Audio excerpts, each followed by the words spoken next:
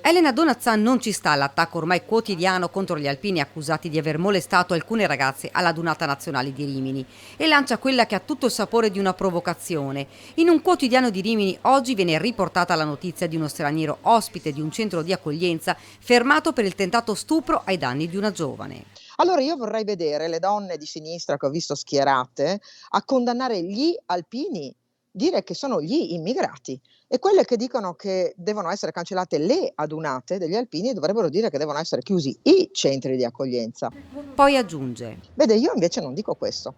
Io dico che gli alpini non si toccano perché non c'è nessuna, in 93 adunate, caso di denuncia confermata in 93 adunate. Se a Rimini è accaduto qualcosa di diverso e se uno di quei casi è stato e viene dimostrato, è l'associazione nazionale che farà per prima quello che queste signore stanno facendo oggi, cioè condannando a priori. Elena Donazan poi punta il dito contro l'associazione Non Una di Meno.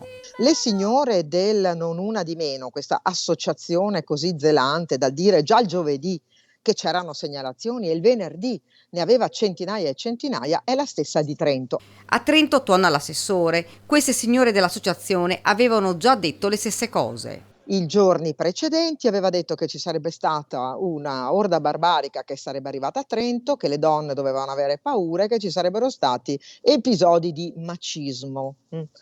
Ebbene, non è accaduto nulla e questa stessa associazione fu costretta a rimangiarsi le cose che disse. Trento 2018. A chi chiede le sue dimissioni, la Donazan risponde a chiari note. Di no, io sono fieramente schierata al fianco degli alpini e se un giorno dovessi lasciare una carica istituzionale per avere difeso gli alpini o la patria, ne sarei fiera.